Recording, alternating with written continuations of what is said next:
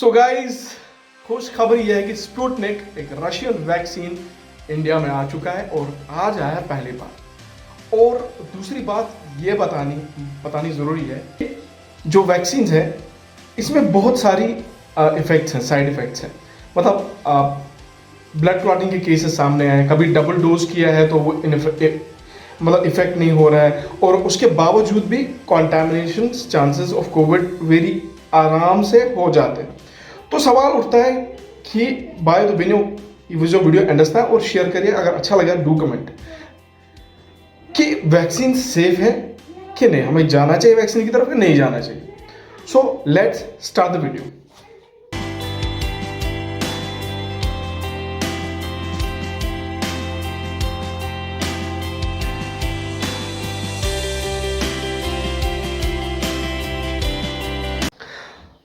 सो guys, अगर बात करें साइड इफेक्ट्स की, साइड इफेक्ट में सबसे ज्यादा इशू है ब्लड क्लॉटिंग।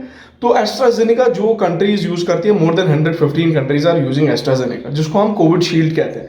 सो इंडिया में बेसिकली दो किस्म की वैक्सीन इस वक्त अवेलेबल है। स्पुतनिक तो आज आ गया, बट जो मतलब मैक्सिमम लोगों के पास है वो कोवैक्सीन है और कोविडशील्ड है। कोविडशील्ड की बात करूं तो इसी का नाम एस्ट्राजेनेका है।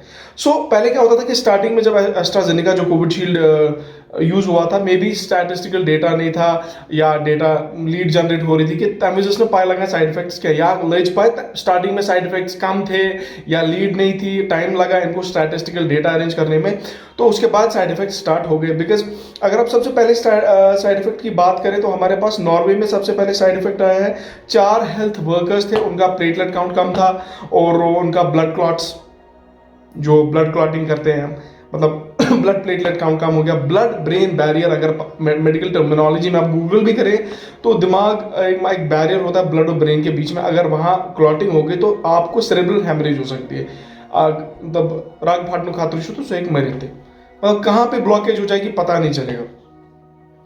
तो फिर इन 4 पेशेंट्स में 2 की डेथ हो गई थी, उसके बाद 2 को ट्रीटमेंट चल रहा था। इसी वजह से यूके में भी ऐसे 7 केसेस आ गए, डेनमार्क और इटली में भी। फाइनली एस्ट्राजेनेका को बहुत सारी कंट्रीज लाइक नीदरलैंड्स, नॉर्वे और डेनमार्क और आइसलैंड वालों ने क्या करा, इन लोगों ने बेसिकली इस एस्ट्राजेनेका को किया प्रिकॉशनरी मेजर की तरफ skip means they thought of using some other vaccine.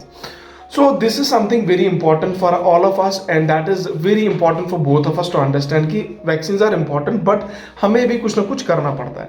अब हम डिटेल स्टडी की तरफ जाएं, मतलब डिटेल स्टडी की तरफ अगर हम जाएंगे, यूरोपियन मेडिसिनल एसोसिएशन या यूरोपियन मेडिसिनल एजेंसी जिसे कहते हैं, उन्होंने कहा ये हम कोई रेडा ठेला चाट बेचने वाला नहीं है। European medicinal sciences is a bigger association, ये लोग रिसर्चर्स हैं। उन्होंने सबसे स्टैटिस्टिकल डेटा दिया, अगर हसाम का मरेगा, अगर ये वैक्सीन करके कोई गुजर जाता है, बीच बीच में कश्मीरी बोलने पड़ते इक्वेशन बिन बायन खतर, तो आउट ऑफ 1 लाख में से हमारे पास लिटरली 1 रेयर केस होगा जिसकी डेथ हो सकती है, 1 लाख में से 1। सो इसी तरह ब्रिटिश हेल्थ रेगुलेटरी जो बोर्ड है, उन्होंने भी एक स्टैटिस्टिकल डेटा दिया है रिगार्डिंग एस्ट्राजेनेका और वैक्सीन कि भाई इस वैक्सीन से 2.5 लाख में से 1 केस ऐसा होगा दैट विल बी लाइक अगर वो गुजरता है। कुल्लु नफ्सुन जायकतुल मौत, अल्लाह ताला से लिखित हुमत किसको किस दिन मरना हो, अल्लाह बेशक जानता है। तो बाकी कोविड से, कोरोना से मरने का रिस्क ज्यादा है as compare to this vaccination. Mass vaccination 18 to 45 है स्टार्टेड इन इंडिया और कश्मीर में भी स्टार्ट हो गई। सो प्रोबेबिलिटी किस चीज को बोलते हैं? प्रोबेबिलिटी जब बता रहे 1 लाख में से 1, बाय लोग अगर मैं तुम्हें किसी के 4 नंबर दे दूं, तो मतलब फोन के पहले 4 नंबर दे दूं, बोलो हाँ भाई निकाल ले भाई बाकी के 6 नंबर, तो अगर मैं आपको 3-4 नंबर भी दे दूंगा फोन नंबर, बोलूंगा कंप्लीट नंबर निकाल के दे दो, ये लो, आप कर पाओगे कि रेयरली लाखों में से 1 को मत होगा, वो 1 चांस है। अब अगर बात करें प्रोबेबिलिटी की ऑन अ बेटर, इससे अच्छा रिस्क कहाँ है, खतरनाक रिस्क। सो रोड एक्सीडेंट्स में बेसिकली 500 नफर मरा। इसी तरह जो स्विमिंग करता है उसको 1000 में से 1 जा सकता है। तो यही मैंने आपको प्रोबेबिलिटी बोली, मतलब दिस इज समथिंग आपको, there is a greater benefit than rather than thinking about the risk, that is very important. अब होगी बात, देखिए हमारे पास जो डेटा है, अब जी इंडिया में क्या होता है कि इंडिया में जो बताया गया है कि भाई सारी तमाम कंट्रीज में बेसिकली हमारा निकला जी डेटा मुझे नहीं पता कितना ट्रांसपेरेंट डेटा है जो सरकार देती है इंडिया में। I can not guarantee on that because ना ही मैं किसी पॉलिटिकल एसोसिएशन से, नॉन पॉलिटिकल एसोसिएशन से, जो भी इंफॉर्मेशन इन न्यूज़पेपर्स ने थी, इन रिसर्च बोर्ड्स के ऑनलाइन वेबसाइट्स पे, वही मैंने आपके सामने रख दिया। बट एज एन सिटीजन मैं कहूँगा मिशन पॉन बरोस की हिंदुस्तान गवर्नमेंट स्टैटिस्टिकल डेटा छाया मन विकस के ना, बिकॉज ये इंटरनेशनल कम्युनिटी में जब यार साइड इफेक्ट्स दिखा रहे हैं तो खाली इंडिया में ही कोविशील्ड के साइड इफेक्ट्स नहीं दिख रहे हैं। और देखो अगर दिखते भी हैं वो रेयर चांसेस है भाई, तो वो लोग जो हमसे डेवलप्ड कम्युनिटीज हैं, डेवलप्ड कंट्रीज हैं, उनने डेटा दिया, तो मुझे लगता है हम फजूल में वक्त जाया करेंगे बिकॉज हम कोई खास है। So anyways let's come to the basic point. तो ये रही बात साइड इफेक्ट्स की, ये रही बात एस्ट्राजेनेका वैक्सीन की, और स्पुतनिक भी आ गया। बायो अब बात करेंगे ऑप्शंस। हमारे पास ऑप्शन क्या है? देखिए पहला ऑप्शन जो है कि बहुत सारे इश्यूज में ये हुआ है कि आपको विद इन 30 डेज के बाद आपको दूसरा डोज कराना है, डबल डोज। पहली बात होती है एफिशिएंसी। ये जो वैक्सीन है ये 100% इफेक्टिव नहीं है, 99% ही इफेक्टिव है, और इंस्टेंटली ये काम नहीं करते कि ब्रो।